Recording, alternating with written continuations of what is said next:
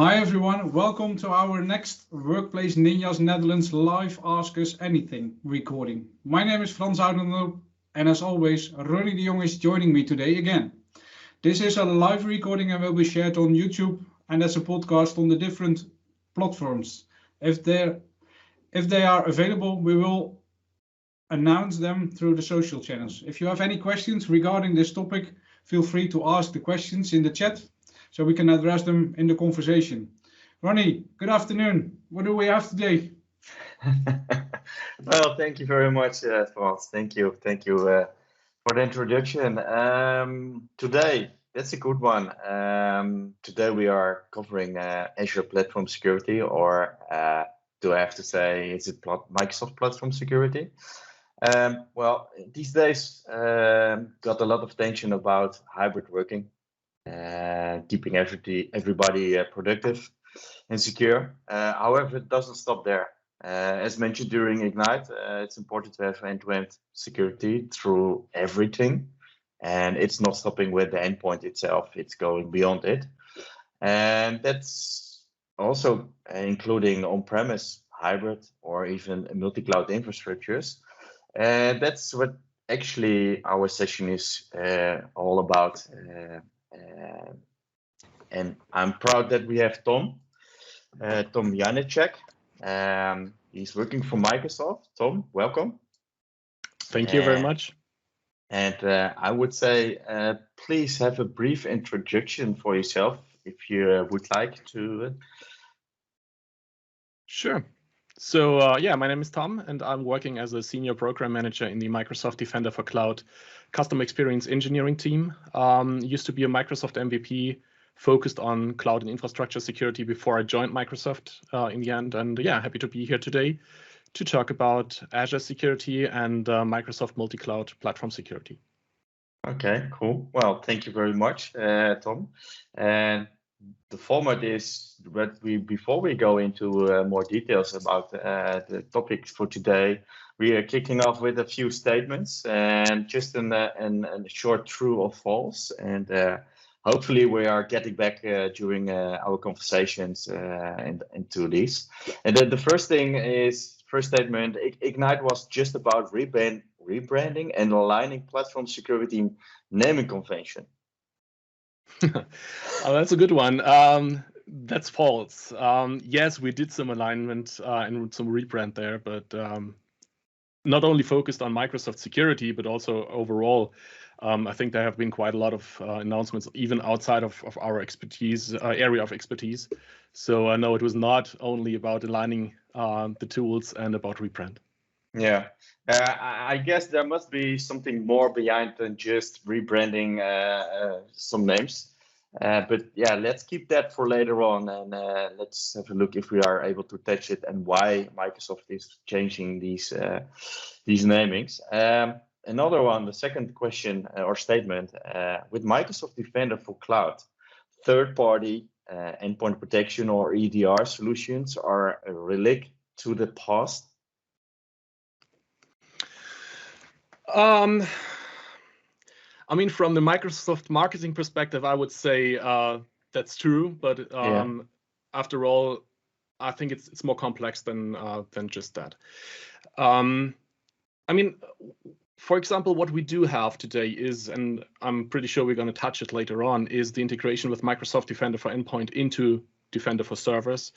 And with that, we have our own threat and vulnerability management capability that is coming from MDE. But nevertheless, we still support, for example, Qualys as a vulnerability assessment solution in Defender for Servers, and that for a good reason.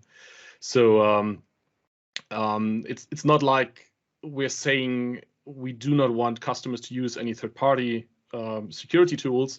It's more like we give them an offer. So we do provide our own tools, and if they want to use them, they can. If they, for whatever reason, do not want to use them, they can also integrate with other third-party solutions and still get the best of both worlds. Yeah, so they're still having the choice and the flexibility to choose what fits best for them. Okay, that's a fair point. And then the final statement of today is, if I use AWS, I definitely need Defender for Cloud. Of course you do. No, the nice thing here is that with Microsoft Defender for Cloud, we now have our own integration into AWS. So that means that we provide cloud security posture management, not only for our own platform, but also for AWS. And now working on a GCP integration as well. So that means that we would just want to give customers the possibility to have their complete cloud estate when it comes to security, to have their complete cloud estate in one unified dashboard, and to take care of CSPM, cloud security posture management, without borders in between. Yeah, and is that only applicable to the security posture management, or are we also able to go further and also protecting the workloads which are being hosted on those multi-cloud platforms like AWS or GCP? So it's also going a step further here.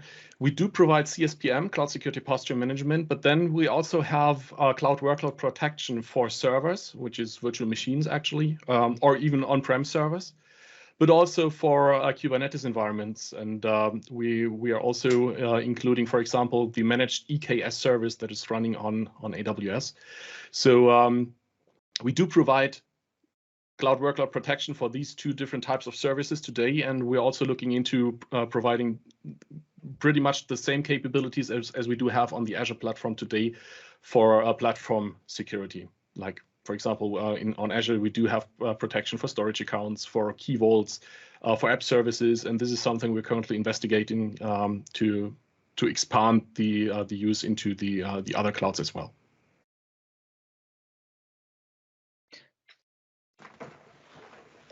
Yeah, good to know. Good to know.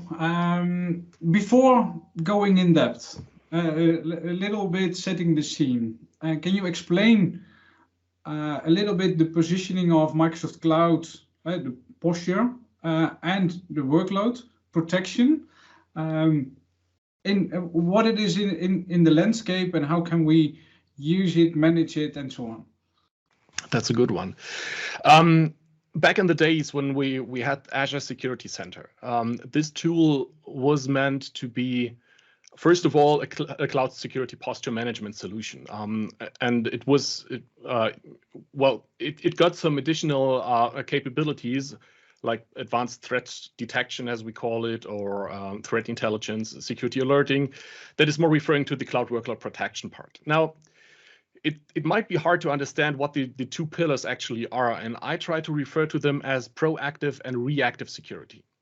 Proactive security means that you are hardening your environment, and cloud security posture management is exactly this proactive part of protecting an environment. That means that we provide you with a secure score.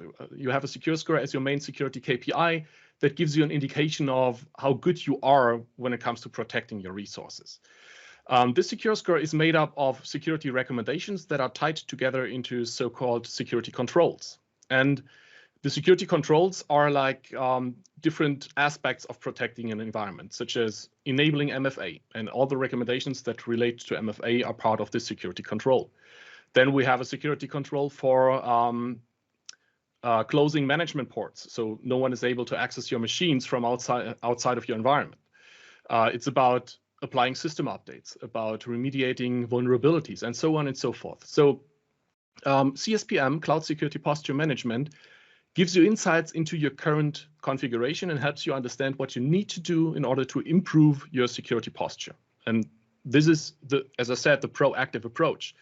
Now, the reactive approach is what you do afterwards. So if someone has got access to your environment, if someone breached your servers, if someone is about to steal your data. And this is where cloud workload protection comes into play. First of all, we do have some advanced capabilities in there, such as just-in-time virtual machine access, for example. But then again, everything related to threat intelligence, security alerting, this is part of the cloud workload protection capability that we provide. And as I said, this is reactive security. So you are reacting on something that is currently happening in your environment. And yeah, I think with these two different angles, that's pretty easy, but also pretty good way to take a look at the product itself. Go ahead, Frans. Yeah, there are lots of when we look into the products, Defender for Cloud is more like a combination of different products. We will dive in a little bit deeper later on.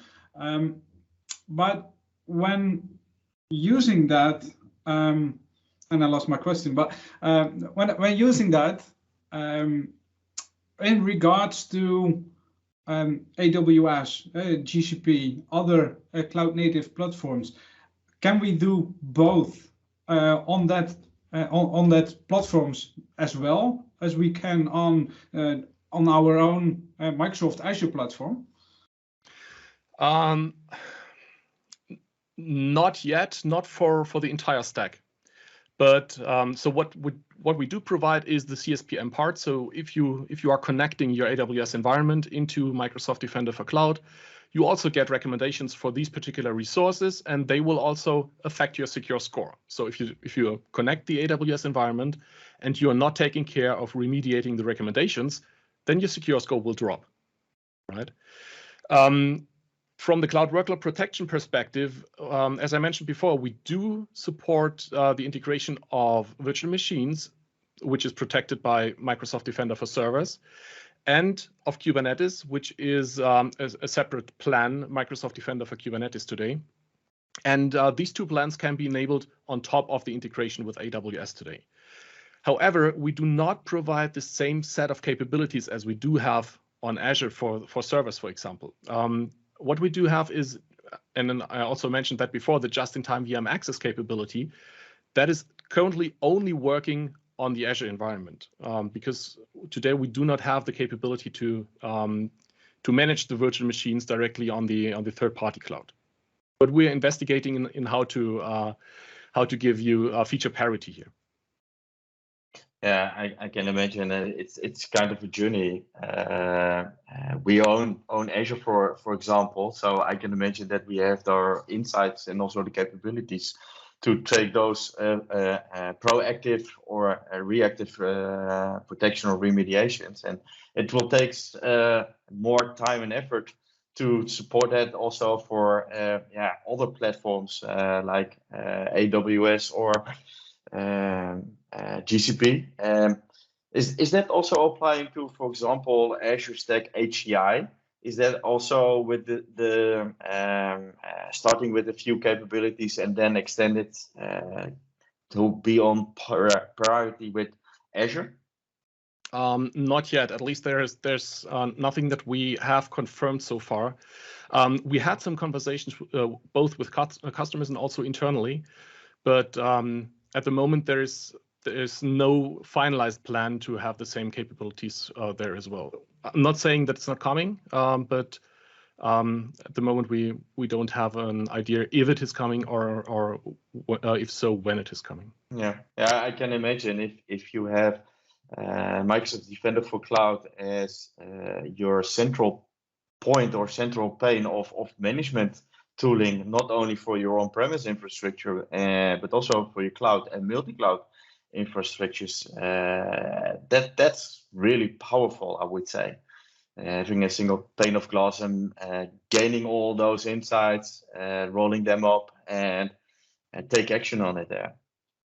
In fact, just a few sentences to that.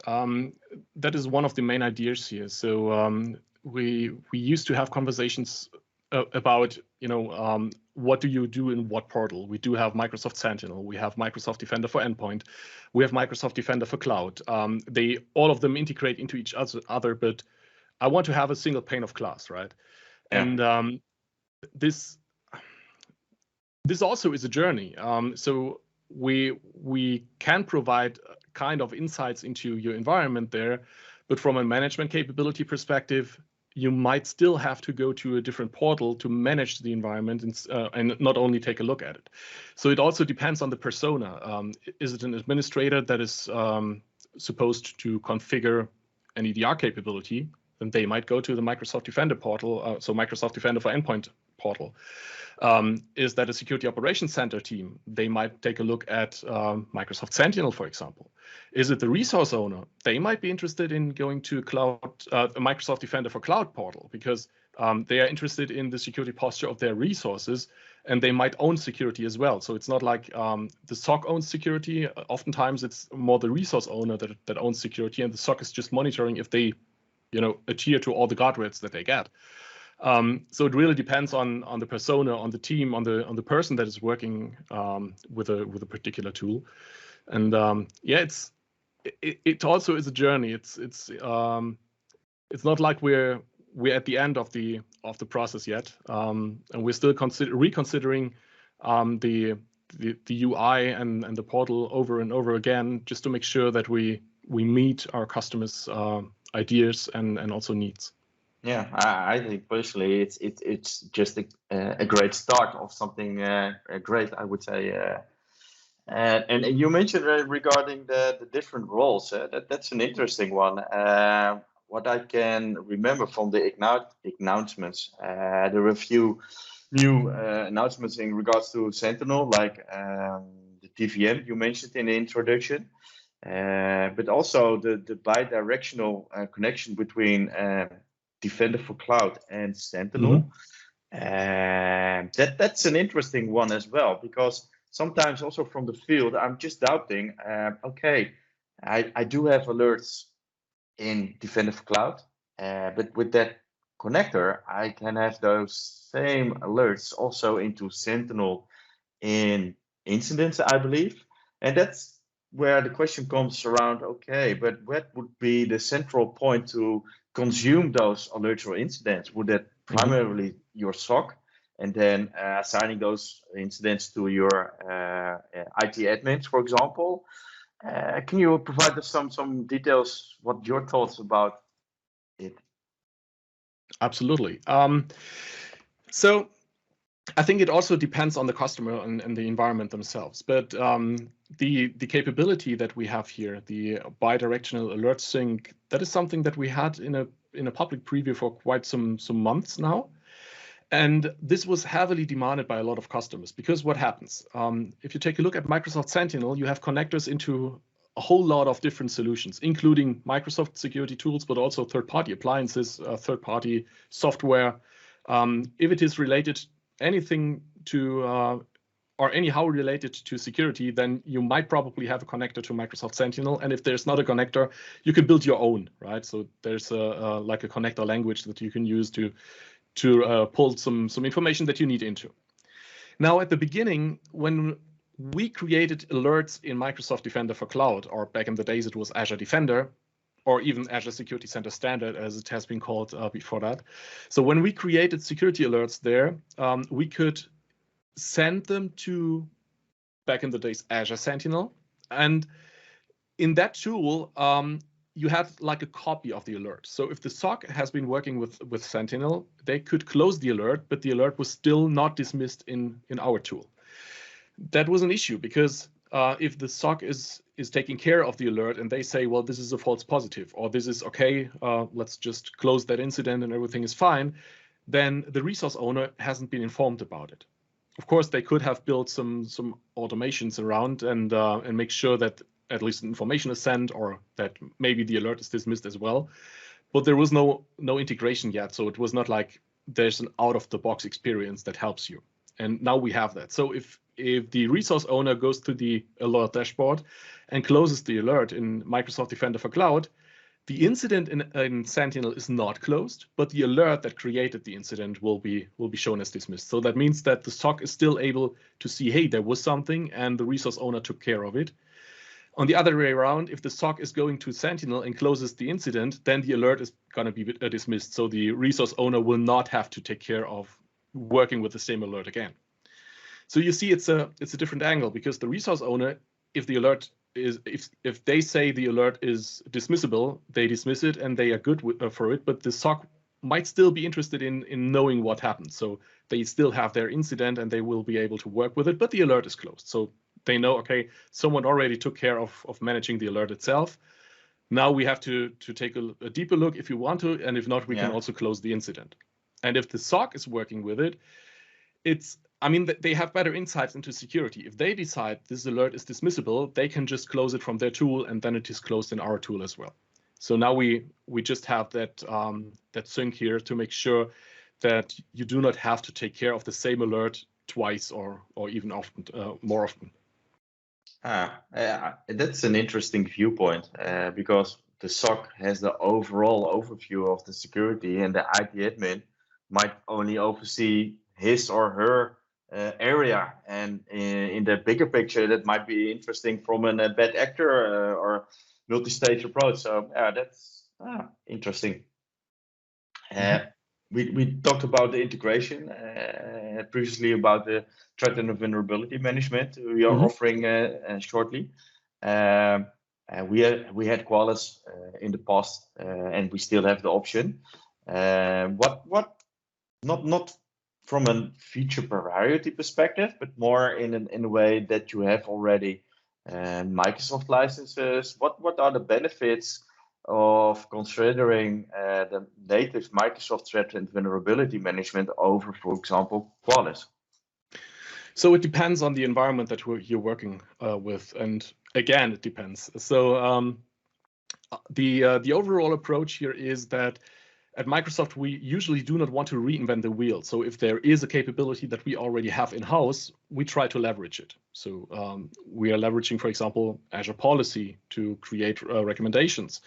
And we are leveraging Azure Resource Graph for the inventory. And now we also, well, not now, we used to use it already, but we have the integration with Microsoft Defender for Endpoint, because we said, why should we develop our own EDR capability for protecting servers? We have a great EDR capability already in-house. This is Microsoft Defender for Endpoint. So from the history, we had that EDR component, but there was no vulnerability assessment capability.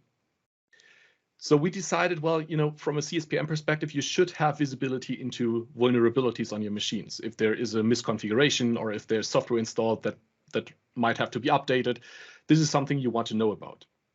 And then we had two bring your own license capabilities that can be integrated, which is Qualys and Rapid7.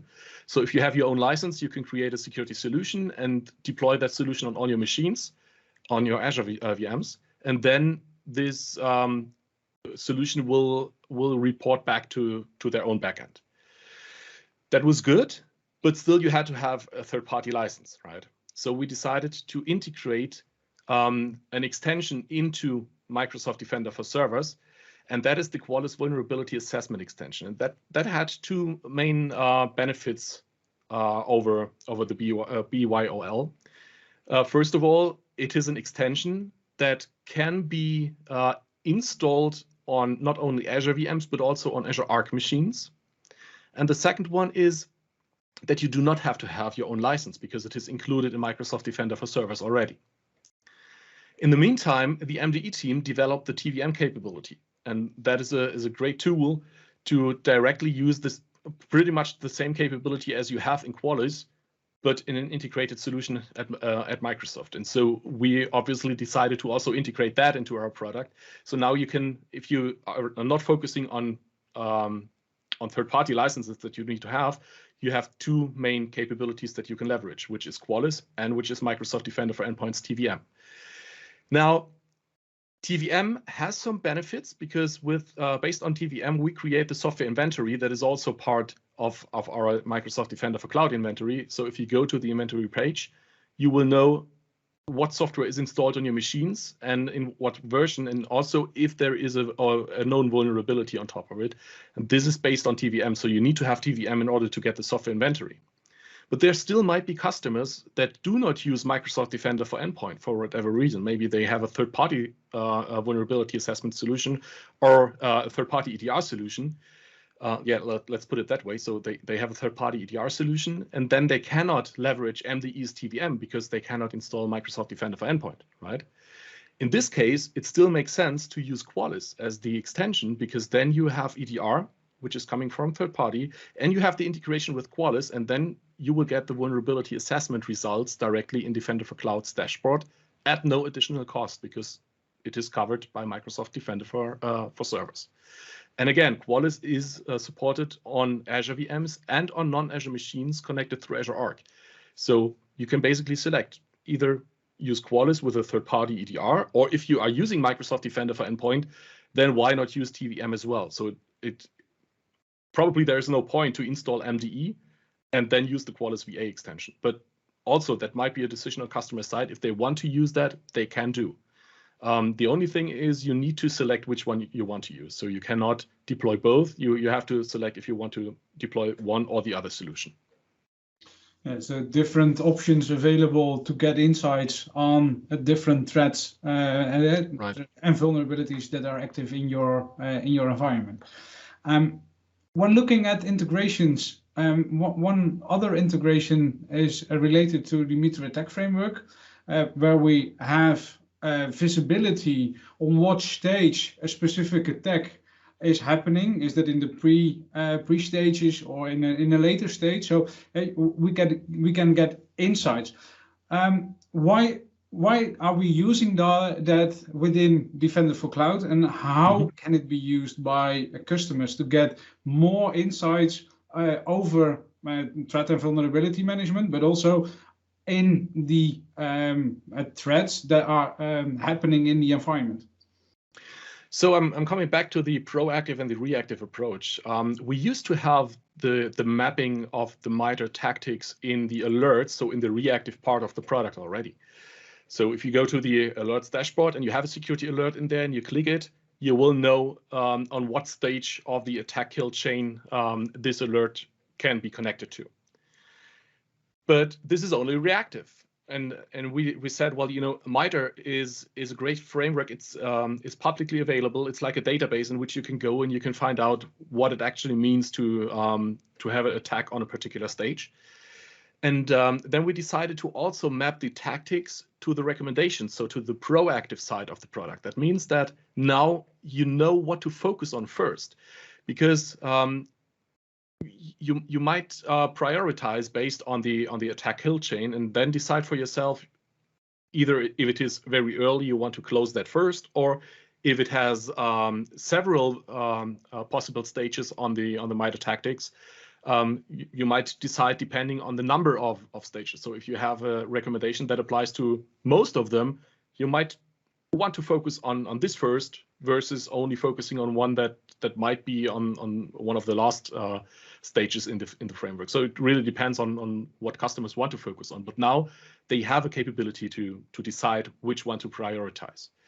And also we added that information not only on the recommendation itself, but also to the inventory. So now if you go to the inventory, you can filter for the tactics and then see only recommendations that apply to initial attack, for example.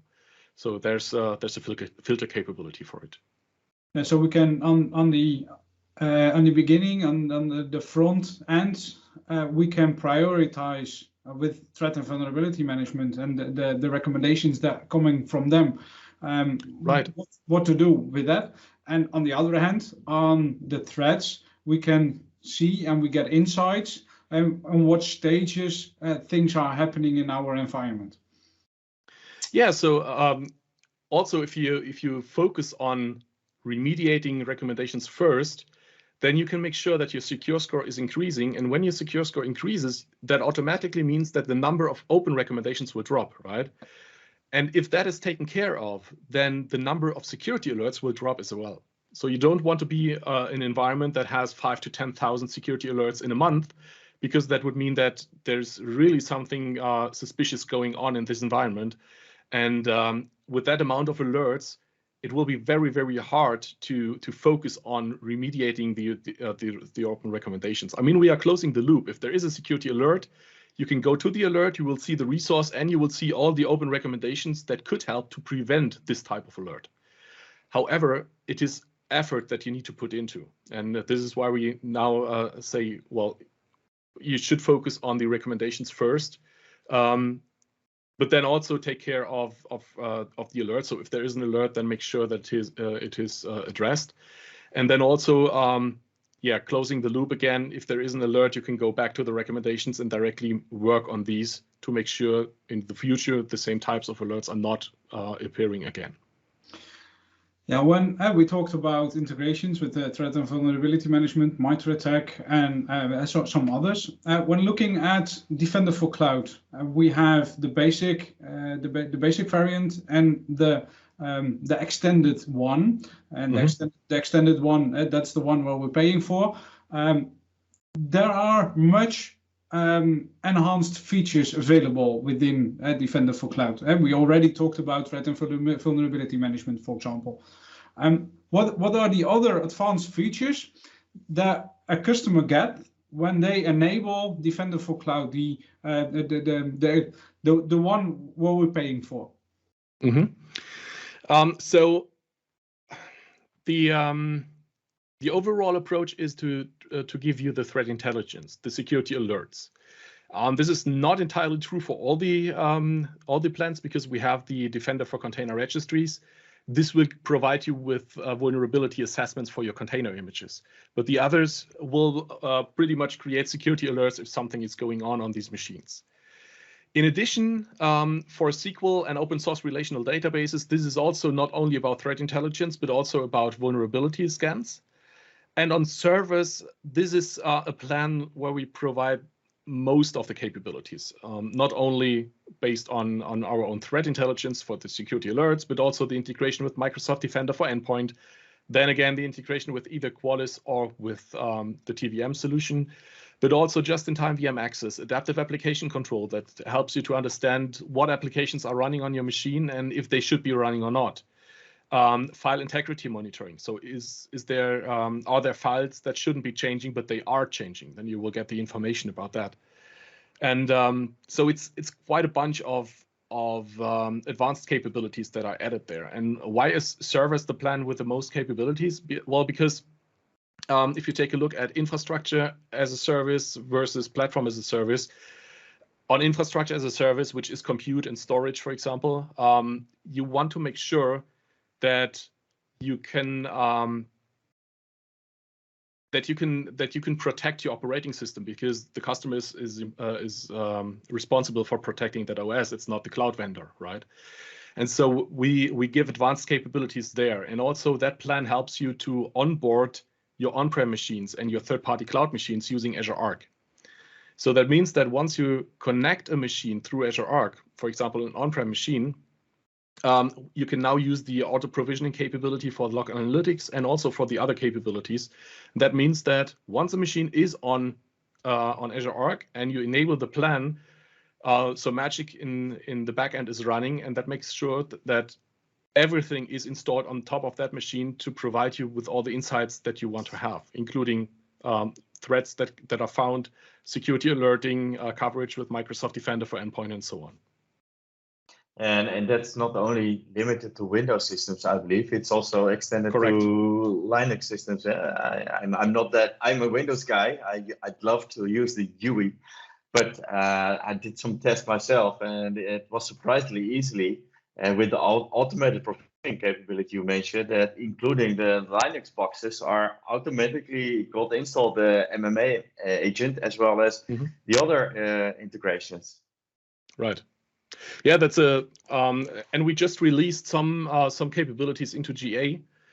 So we now fully support, I mean, we have supported it in the public preview as well, but now we are GA with the integration of Microsoft Defender for Endpoint overall. That means it's GA for Linux, it's GA for all Windows operating systems, including Windows Server 2019.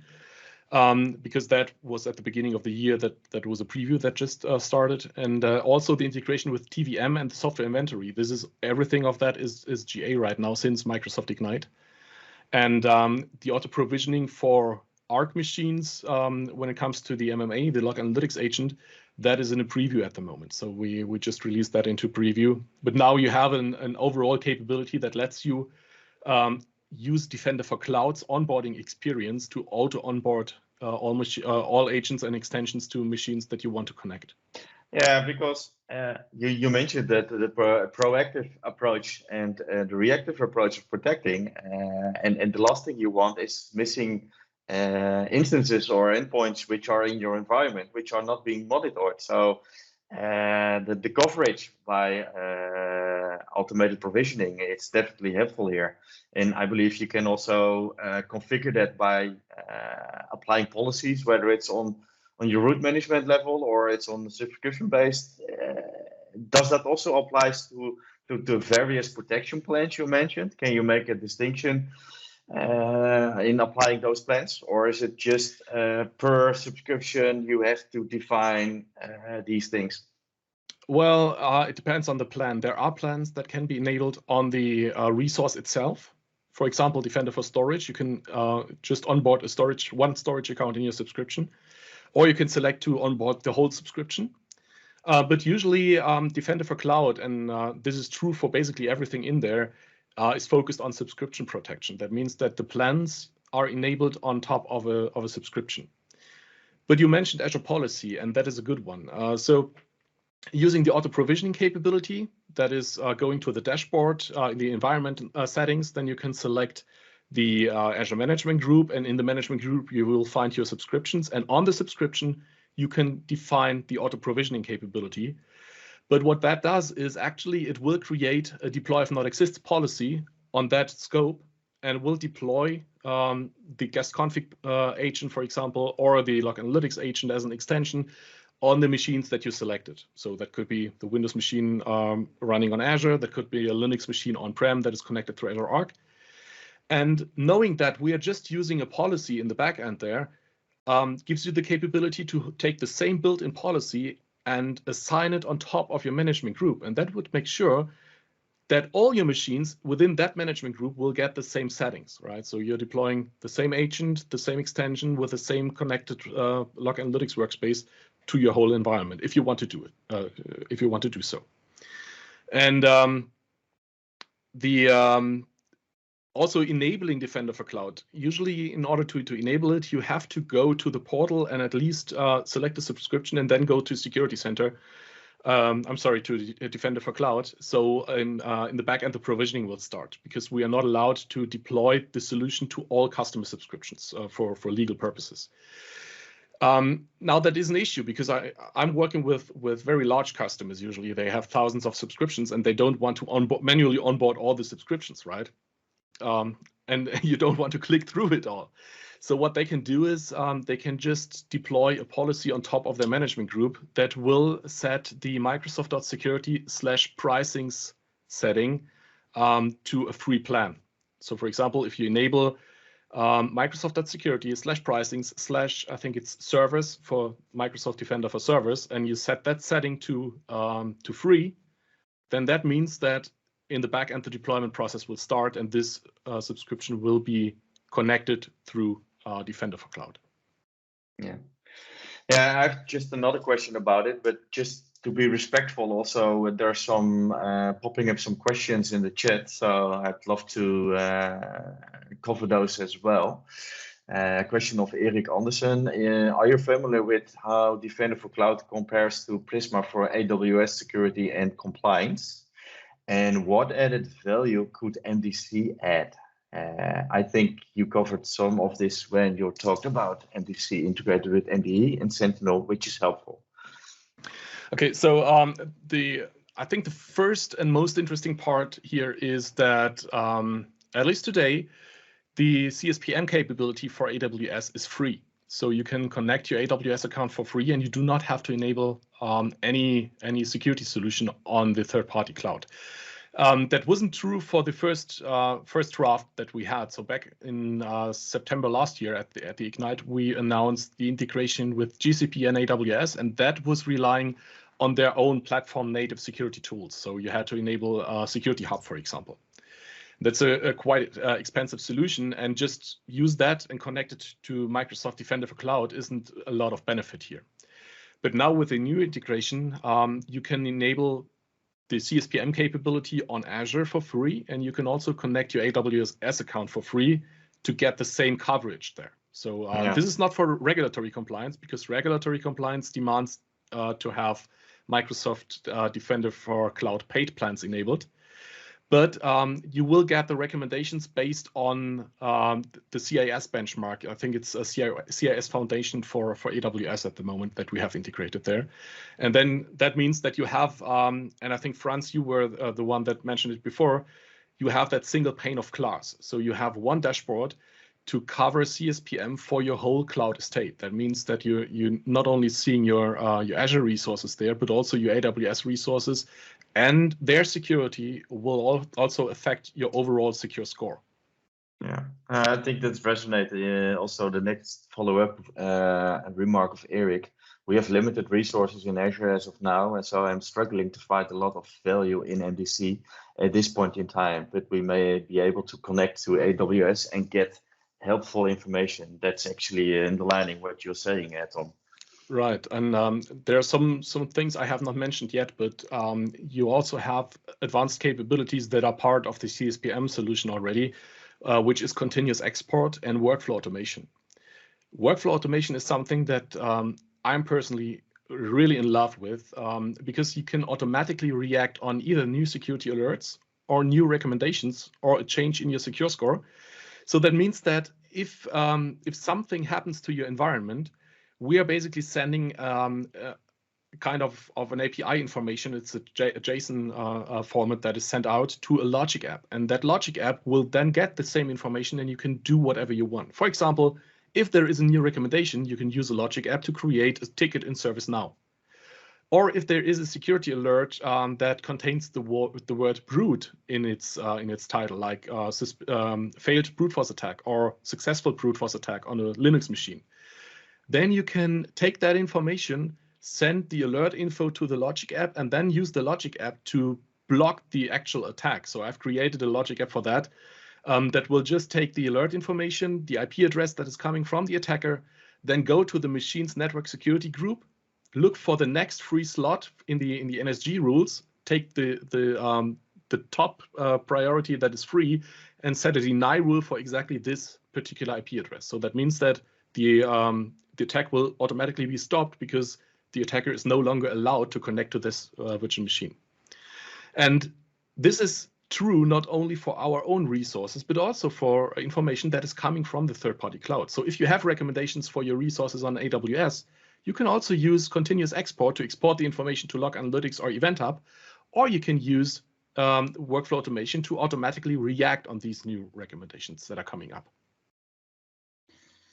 Yeah, I think that is really helpful. So automating stuff within Defender for Cloud, but also from other perspectives, can help to enable the secure posture from your environment on a higher level without doing manual stuff on that. So really helpful in that. When looking into the future, Tom, is there anything you can share about Defender for Cloud, probably Defender for Containers, what will be enhanced? Maybe you can direct us in the good way what we have to look on in the near future. Yes. So first of all, what is very important is, and I'm just pasting a link into the chat here. We have a documentation for Defender for Cloud that will contain all important future changes that are coming next. And also we have a What's New page, which is the release notes. So release notes means that is something we just added.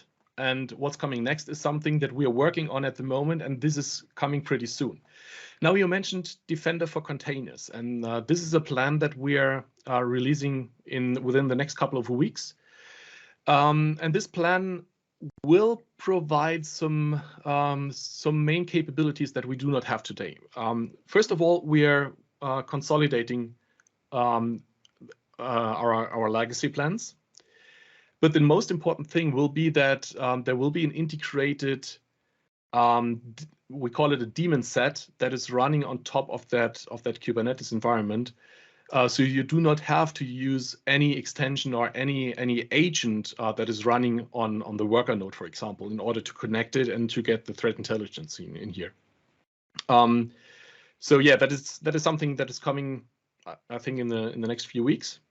And once we have that, we will also directly publish an article around it and explain what benefits there are and what the exact change will be there.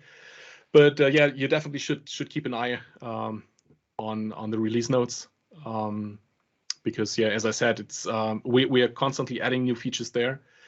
And for the next semester, there's nothing I can talk about right now because we have not finalized the roadmap for the next engineering semester yet. We're expecting also to have it until mid of December, probably. But yeah, maybe we can meet at the beginning of next year again, and then I can talk about what we're planning to add during the next 6 months.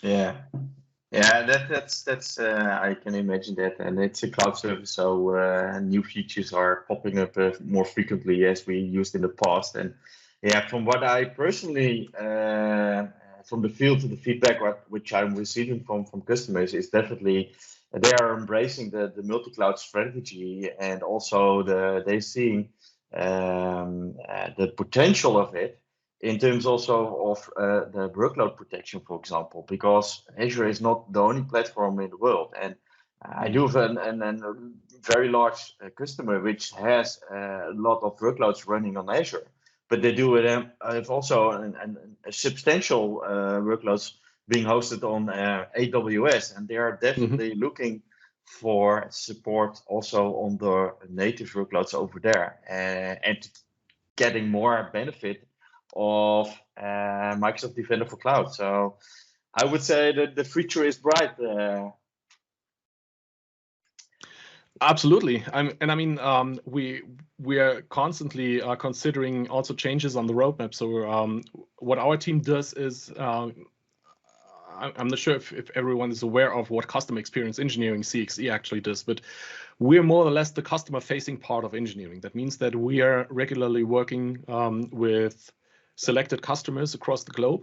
Obviously not all the customers, because we are only a 10 person team spread all around the world. And what we do is we are also taking customer feedback, and we are providing the feature requests directly to the team that is developing the product.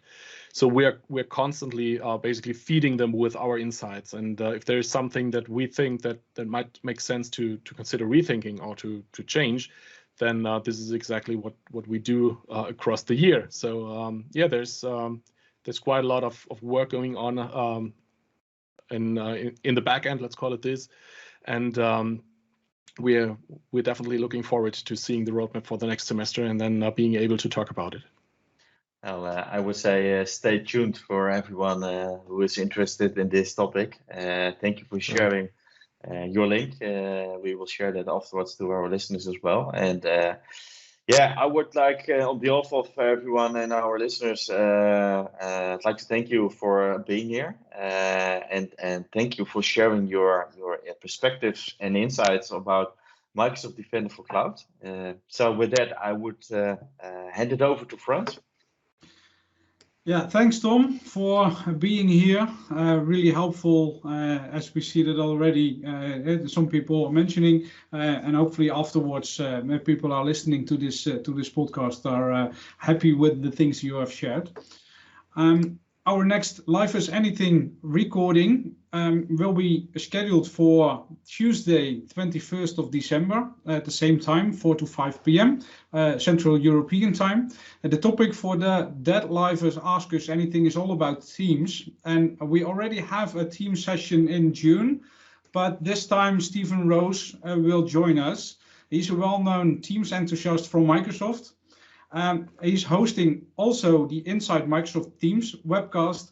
So he will share everything about Teams, not the security part that we have covered already, but all about the productivity part.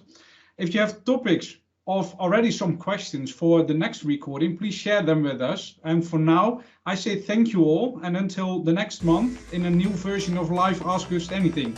See you then. Bye-bye.